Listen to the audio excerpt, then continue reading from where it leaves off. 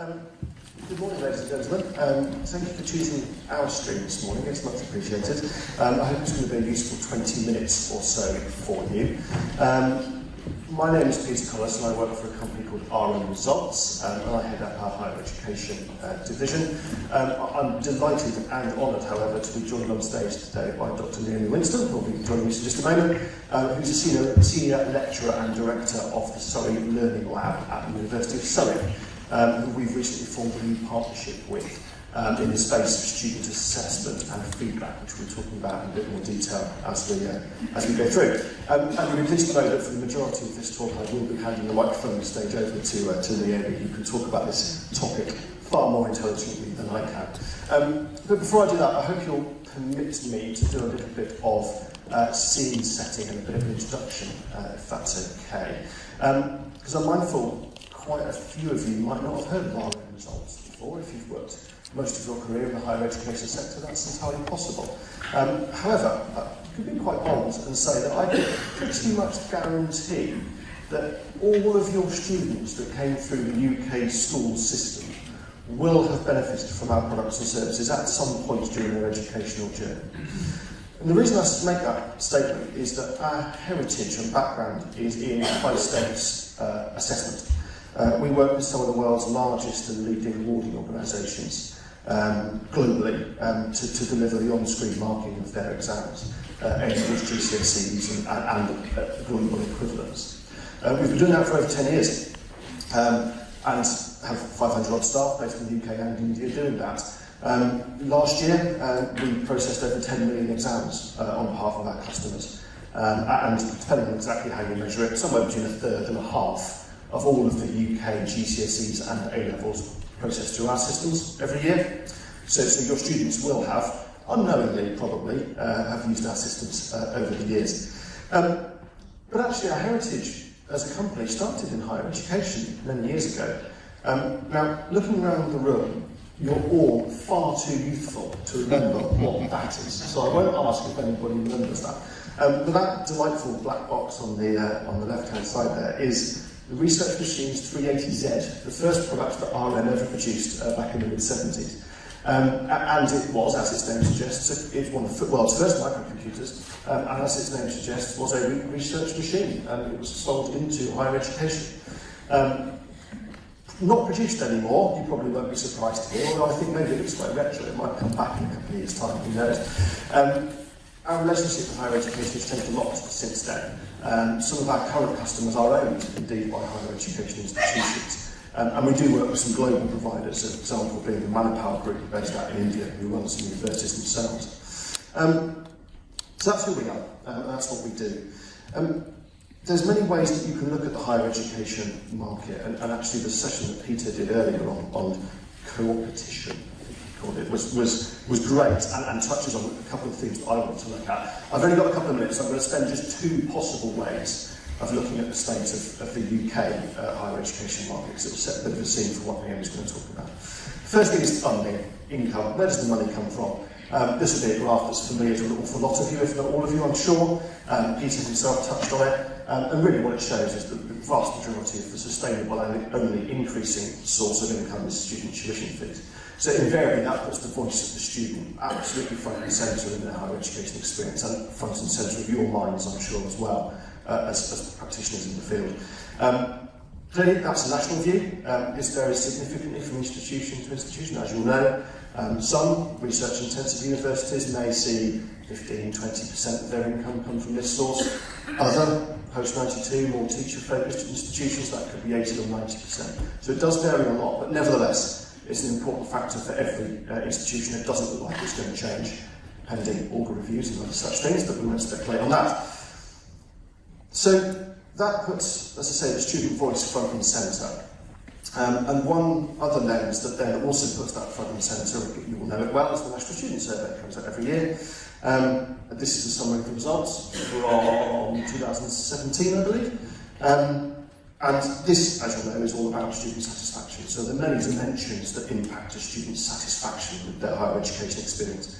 And the one that I'm going to call out here, just before I do hand over the stage to Naomi, is assessment and feedback. Fourth one down from the top there. year on year has consistently been an overall detractor from the student's experience. 73% isn't bad, no one's saying it's bad, but it is less than the overall. It's an area where we should be doing better.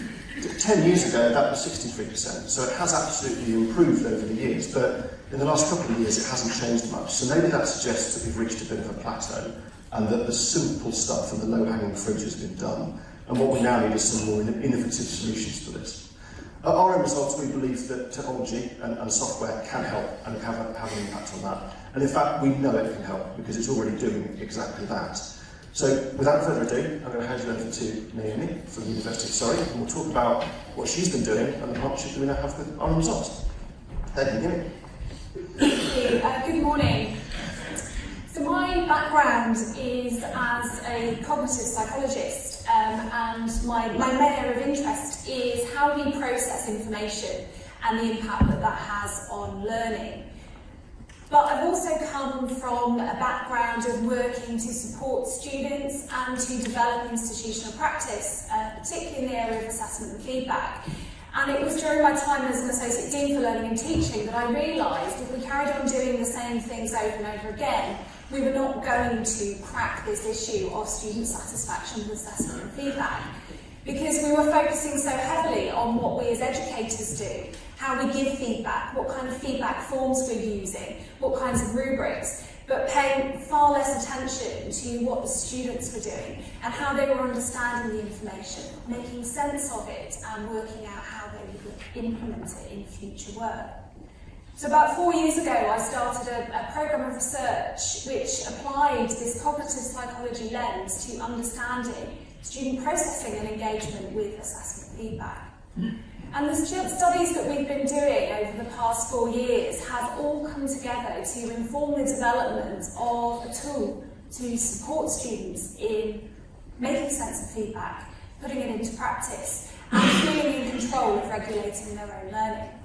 So some of the headlines that we've discovered through this programme of research, we've looked at what students really value in feedback. What is it features that really have a big impact on the way they choose to engage with that information? And we talk a lot about student improvement and students being able to improve on the basis of feedback. But what we see is that not all students want to be told that directly. For some students, they want to take control of that process and work that out for themselves.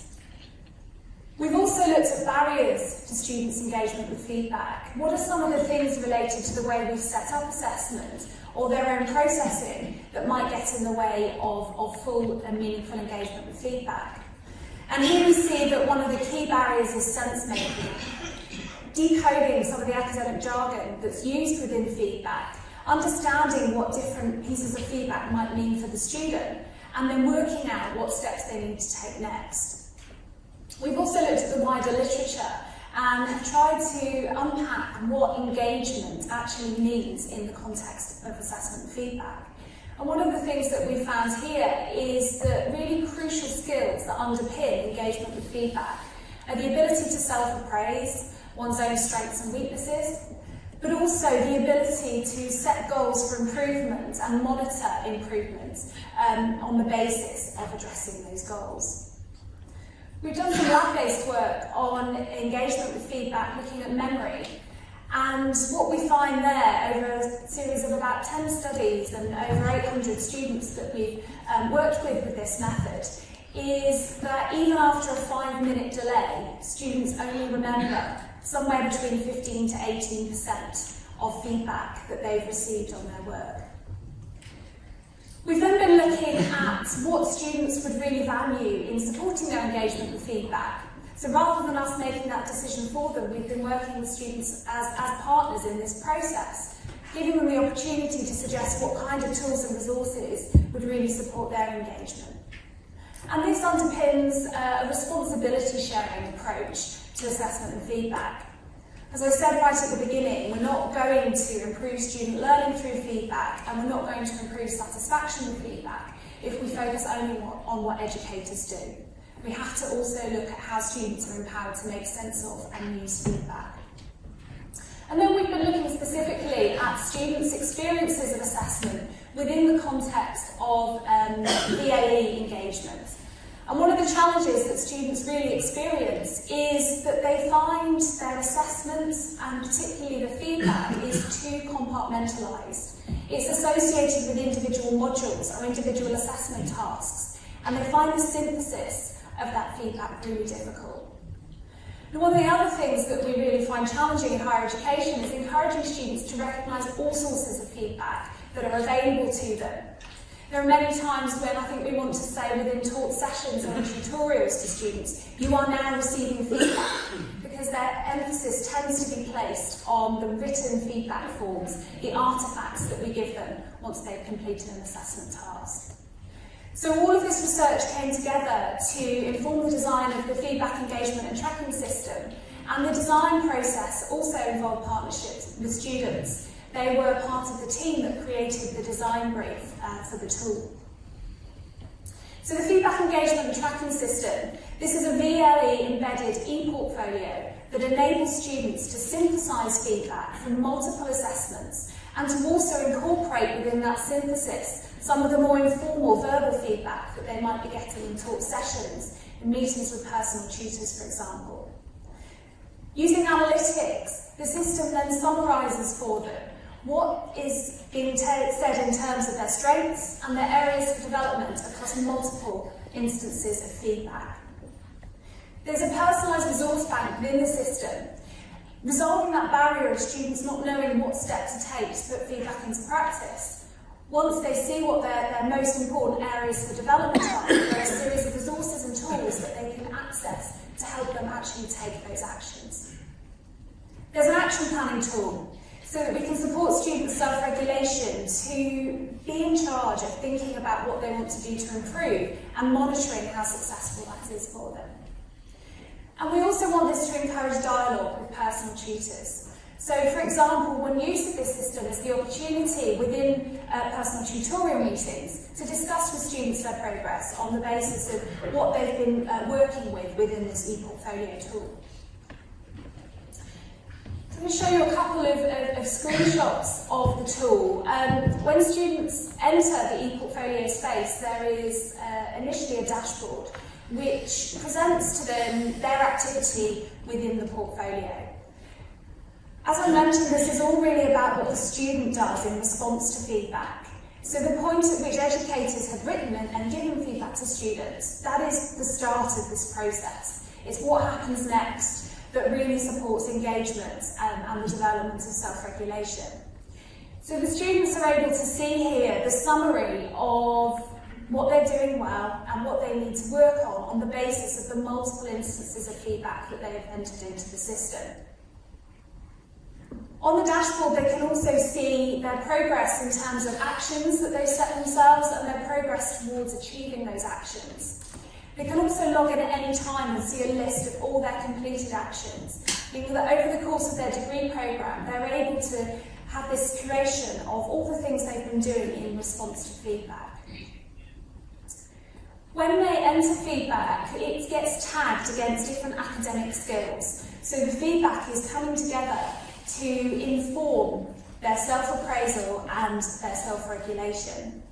So students are instantly able to see what are the things that they're doing really well, and that's coming from multiple assessments, different tasks, and from verbal feedback as well. But they're also able to see what are the most important areas for improvement, what are multiple markers informing them they need to do to improve.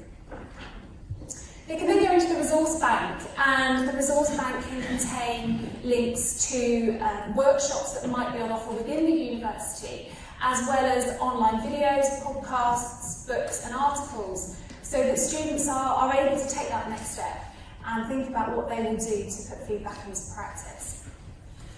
And then there's an action planning tool. So this gets populated from the resources that they select, but they can also add in their own actions to keep track of what it is they're going to do to take those steps on the basis of feedback, and then to use this as a stimulus for further dialogue with lecturers or personal tutors.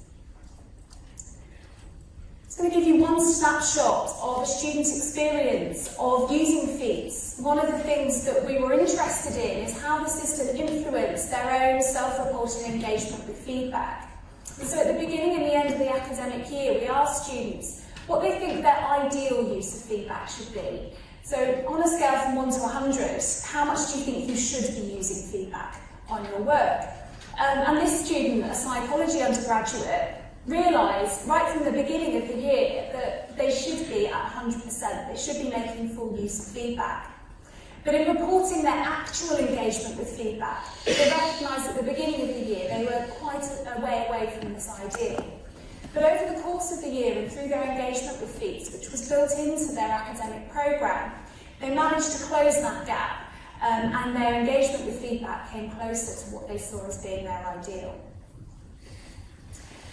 And what we've seen is that the use of this tool has not only supported students, but it's also encouraged lecturers to think about their role in the feedback process, and perhaps more importantly, how we can improve the students' role within the process. So that it's not just about what markers are doing, that's only a very small part of the process, but where we really see the learning gain through feedback is where students are able to be in charge of that process and really see that impact on their own journey and their own learning, being able to monitor that for themselves, synthesising feedback, working out what they need to do next, and then being able to keep track of those actions and engage in further dialogue. So I'll just hand back to Peter to finish. Brilliant. Thank you, Naomi. So our end results are really delighted and proud to be the commercial partner to University of Surrey on this. And our remit is now to make FEATS the excellent work that Naomi and her team have done to the wider market. And really we're here today to start that conversation with the sector and with interested parties. I'm here today with my colleague Matt Winfield, who's at the front. Wave. So we're both hosting meetings and one-to-ones today. We do have a few slots available. Anyone who's interested, I would really welcome dialogue with you in one of those formal sessions or over a drink later, whatever you prefer. I'm perfectly happy with either. So I hope that was useful. I hope it was informative. We do have, I think, a couple of minutes left. If there are any questions, we'll gladly take them. Thank you. I just want to ask a question about the assessment and feedback. You did quote the one psychology student that had the improvement of grades from 50 to 80%. I'm more interested to know what the general increase of feedback has been engaging by the students. I think everybody has the same problem. The students know there's feedback there, but they don't want to engage it for various reasons.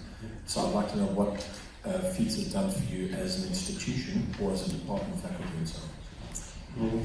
Yeah, so those increases were not in grades, that was in self-reported engagement with feedback. I think one of the things that I can say about the students' engagement with this tool and what it has done, in the first pilot year we launched the tool to 5,000 students. We kept that pilot year to level 4.